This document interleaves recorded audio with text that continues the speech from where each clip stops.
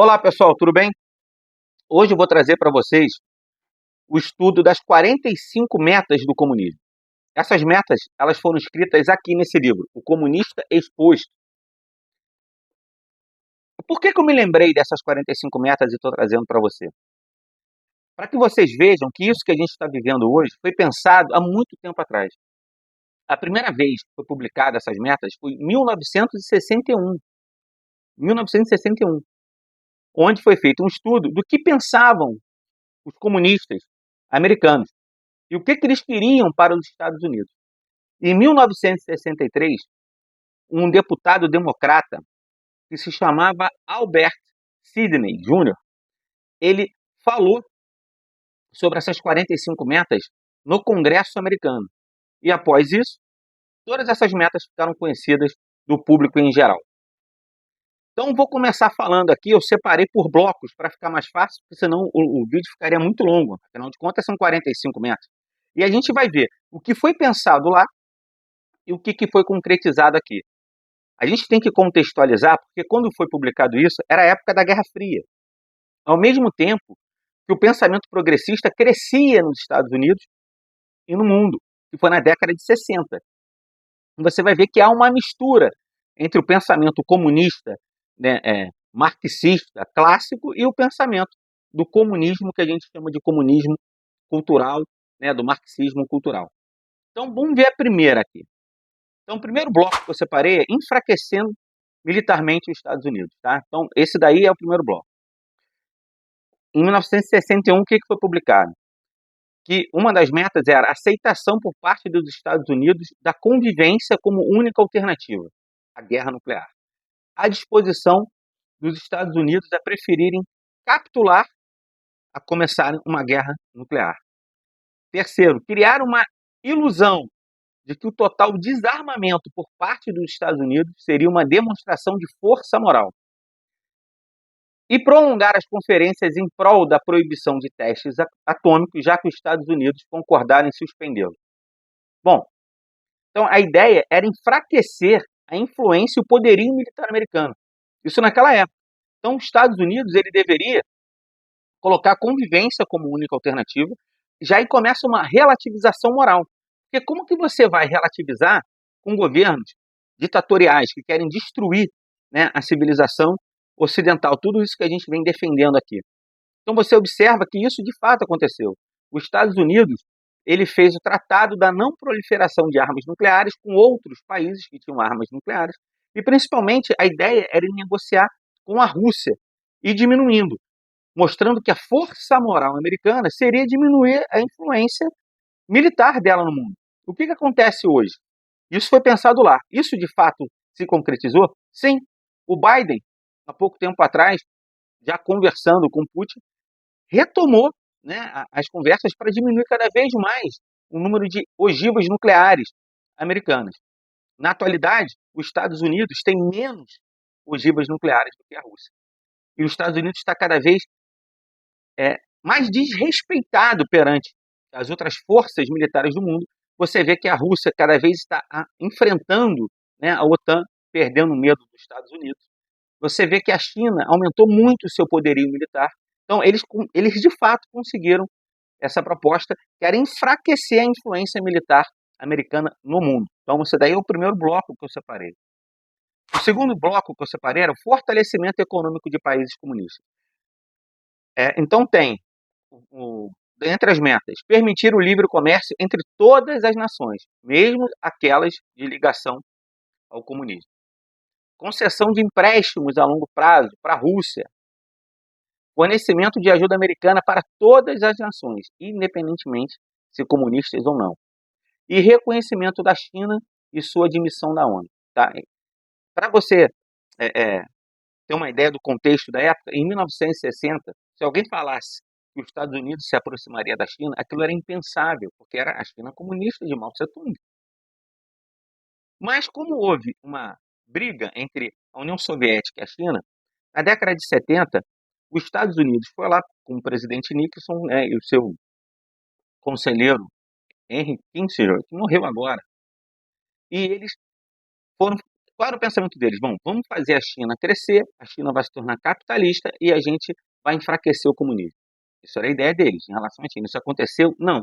Em 2014, a China ultrapassou os Estados Unidos na questão do comércio internacional. E continua comunista, continua cada vez mais influenciando o mundo. Os Estados Unidos hoje, eles sempre, e só aumenta isso, eles ajudam todos os países. Inclusive aqueles países que querem dizimar o que eles chamam de imperialismo. Os Estados Unidos ajuda a Venezuela e ajuda a Cuba, por exemplo. Cuba está passando por uma crise, né, alimentar severa, que está faltando carne, está faltando leite, está faltando tudo lá. E eu não duvido que o país que vai ajudar Cuba vai ser os Estados Unidos de novo. Então, essa ideia que os Estados Unidos têm que ajudar todo mundo, independentemente da posição política, foi algo pensado lá atrás e que hoje enfraquece o próprio Estados Unidos. Então, eles conseguiram isso também. Bloco 3, governança mundial. Eles já falavam isso em 1960. Promover a ONU como a única esperança para a humanidade.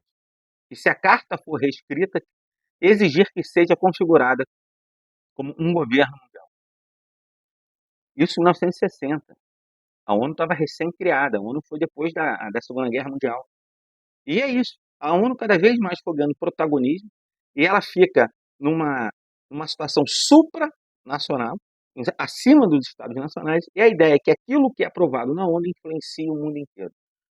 O Lula, mostrei para vocês no último vídeo, o que o Lula fez? Ele quer exatamente isso.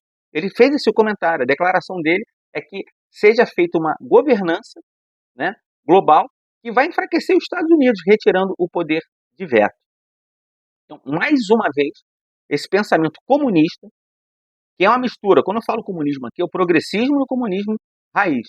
É sempre para enfraquecer os Estados Unidos. E os Estados Unidos é uma barreira contra o comunismo. Então, ou eles atacavam militarmente os Estados Unidos, ou eles iam corroer os Estados Unidos por dentro. E a maneira de corroer os Estados Unidos por dentro é fazer com que os americanos aceitassem, por exemplo, promover a ONU. E os americanos fizeram isso. E hoje, você observa que dentro da ONU, os Estados Unidos está cada vez mais enfraquecido. O próximo bloco que eu separei é o bloco 4, que é a corrosão do patriotismo americano. Porque o americano sempre foi muito patriota. Se você observar em filme, tem sempre a bandeira americana, as casas americanas. Para quem já for nos Estados Unidos, é algo que impacta. Quando você entra naqueles bairros, né, residenciais, a maioria, claro, hoje em dia é republicano que faz isso, o democrata já não faz mais isso, tem a bandeira americana hasteada. Então eles tinham que combater, né, o patriotismo americano para que se infiltrasse o pensamento, né, globalista, esse pensamento universal que é propagado pelo comunismo. Uma entre as metas estava resistir a qualquer tentativa de declarar o Partido Comunista ilegal. Os Estados Unidos têm um partido comunista, tem um Partido Comunista americano. Na década de 30, 40, ele chegou a ter uma certa importância. E esse partido, hoje ele não é tão forte, mas é impressionante como ainda persiste esse pensamento comunista dentro dos Estados Unidos. Esse é o comunismo raiz que estou falando, o Partido Comunista Americano. Tá? Na época da Guerra Fria, quando foi publicado essas 45 metas, a União Soviética que mandava esse partido. Isso daí era obrigatório, né? E depois acabou tendo um problema, que o americano queria fazer o comunismo da sua maneira. Então houve alguns embates e acabou enfraquecendo esse partido. Mas a União Soviética ajudava, inclusive financeiramente, esse partido, o Partido Comunista Americano. Tá? Para você ter uma noção, os países que sofreram com o comunismo proibiram. A Polônia proíbe, no Código Penal é explícito a proibição do comunismo lá, e na Lituânia. Mas nos Estados Unidos, não, porque isso vai ferir a liberdade de expressão americana. Eles também fizeram acabar com todos os juramentos de lealdade. Você já reparou quando um presidente americano ele toma posse, ele jura em cima da Bíblia? Isso daí é uma recomendação do artigo 6º da Constituição americana. Mas isso foi caindo cada vez mais em desuso. Inclusive, foi em 1949, por uma iniciativa dos jovens progressistas americanos, foi proibido fazer esse tipo de juramento nas universidades. Então a ideia deles é cada vez mais acabar. Hoje, O americano é muito menos patriota do que antigamente. Isso fica óbvio isso.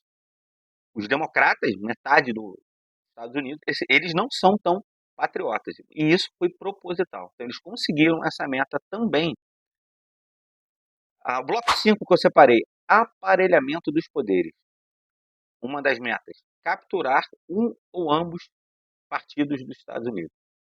Eles queriam capturar ou o democrata ou o republicano para influenciar com o pensamento comunista. E eles conseguiram. Hoje, o Partido Democrata, a ala democrata que manda no partido, é o PSOL americano. É o PSOL. Se você for comparar com os democratas de antigamente, eles, hoje, com certeza, eles seriam republicanos. Eles não seriam esses democratas. Esses democratas progressistas, esses democratas do mundo woke, que a gente fala sempre, todos eles foram pensados lá na década de 60 e eles foram construindo suas carreiras políticas e hoje eles estão no poder. Então eles conseguiram, é impressionante. Eu me lembrei disso porque isso foi escrito na década de 60.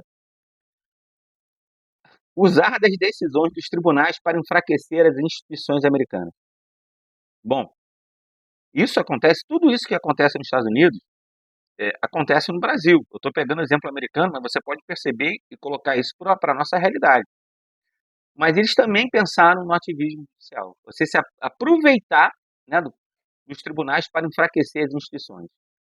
A outra, desacreditar a Constituição americana sob a alegação que ela é antiquada, fora de sintonia com as necessidades modernas. Ele escreveu em 1960.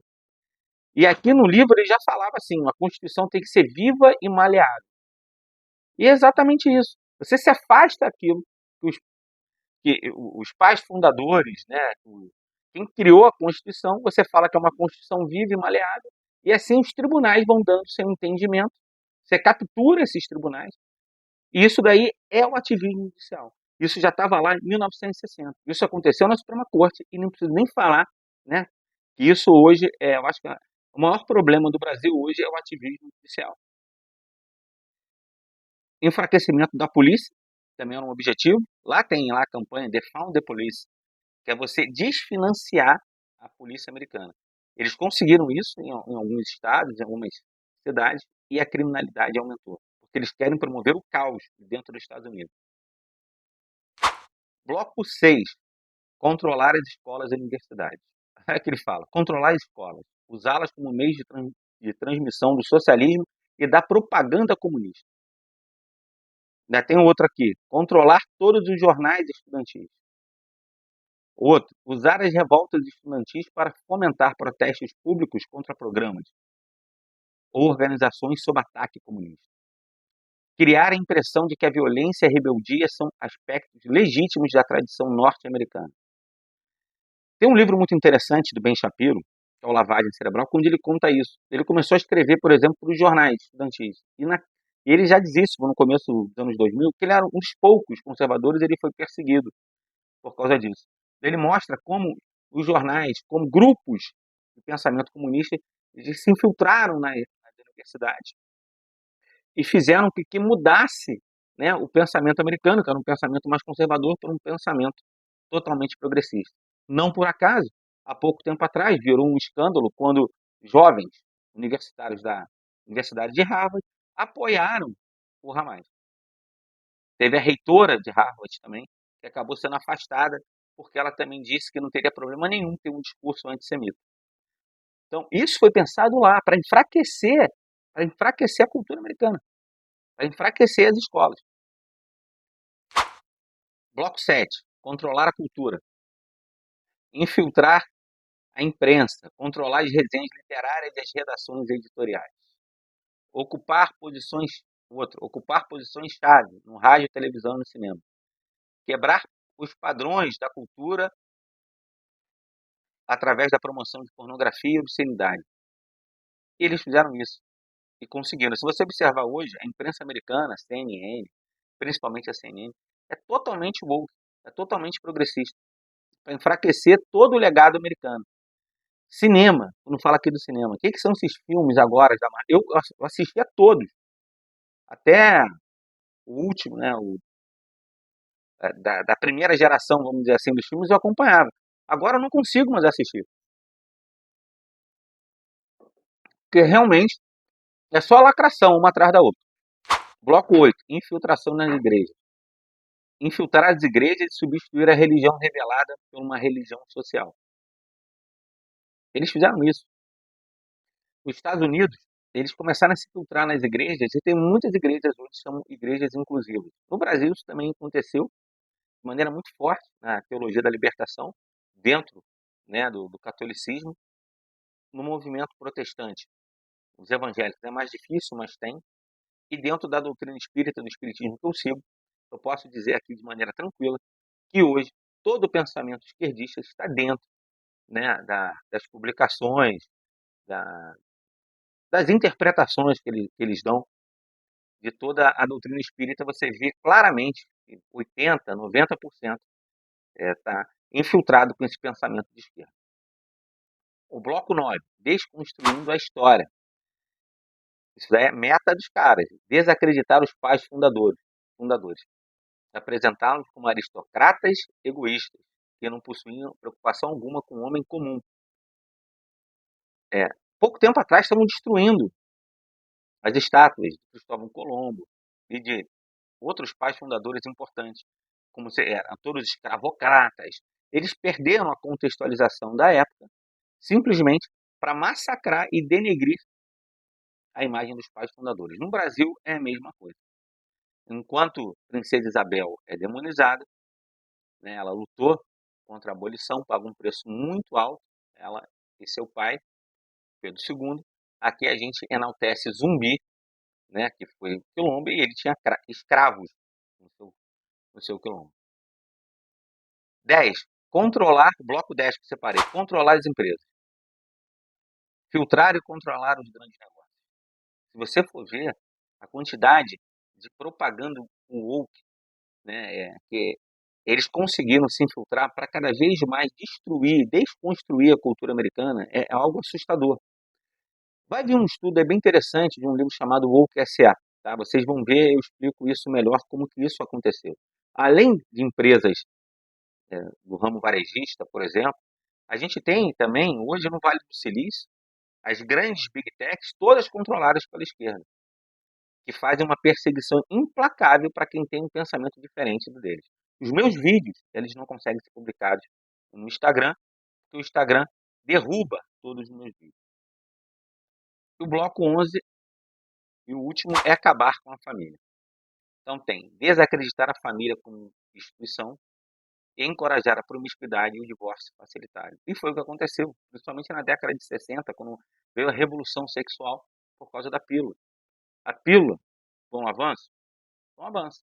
A mulher ficou livre para praticar o sexo de maneira, mas não vou dizer mais independente, mas ela pudesse explorar melhor a sua sexualidade, não é verdade. Mas isso poderia ter sido feito de uma maneira de construir uma relação dentro do casamento, de um planejamento familiar. Mas não, isso foi utilizado para encorajar a promiscuidade. Isso foi encorajado para que se destruísse as famílias. Né? Você observa que o número de divórcios nos Estados Unidos, no Brasil também, isso disparou principalmente nas comunidades mais pobres, onde a maioria das crianças, a maioria não, uma grande parte das crianças não tem pai e mãe morando juntos. E isso reflete na criação desse filho. A propensão dessa criança se envolver com crime, se envolver com drogas, ter problemas emocionais, é muito maior. Mas tudo isso foi planejado, porque dentro do pensamento comunista, desde Karl Marx, né, a ideia era destruir a família, dizendo que dentro da família o homem é o burguês, a mulher e o filho são um proletariado, então o homem necessariamente oprime a mulher e a criança, e para você liberar, né, a mulher e a criança dessa opressão, você tem que desconstruir a família. E eles fizeram isso. E o último, e dar ênfase à necessidade de educar os filhos longe da influência negativa dos pais. Atribuir preconceitos, bloqueios mentais e retardamento das crianças à influência supressiva dos pais. Foi o que eu falei. A ideia para essas pessoas é que a família, os pais reprimem, né, essa criança. E por isso é importante que o Estado tome conta dessa criança. É óbvio, porque sem a influência dos pais, a criança fica sob a influência do Estado. Há pouco tempo atrás, uma procuradora, não vou nem dizer o nome dela, ela simplesmente dizia que as crianças pertenciam ao Estado, não pertenciam aos pais. E, e o que eu quero terminar aqui falando para vocês é isso, que eles conseguiram. Se você parar para pensar, isso foi escrito em 1960. Tudo isso foi... quando eu li essas 45 metas, ali tinha influências do comunismo, né, o comunismo marxista, russo, vamos dizer assim, da União Soviética, a gente está falando da década de 60, mas já tinha muita influência do progressismo. Então, se uniram, o pensamento comunista e o pensamento progressista, eles se uniram com a meta de destruir todo o legado da civilização ocidental. Isso foi pensado antes de 1960, em 1960 isso foi colocado no papel, e a gente percebe que tudo isso tem acontecido. Tudo isso que eu falei aqui se aplica ao Brasil. Então, é assustador pensar que algo que foi publicado em 1961 hoje virou realidade. E a gente está pagando um preço muito caro por isso. Eu espero que vocês tenham gostado. A minha intenção é sempre aumentar o seu senso crítico. E amanhã eu faço um novo vídeo. Vem comigo. Muita paz.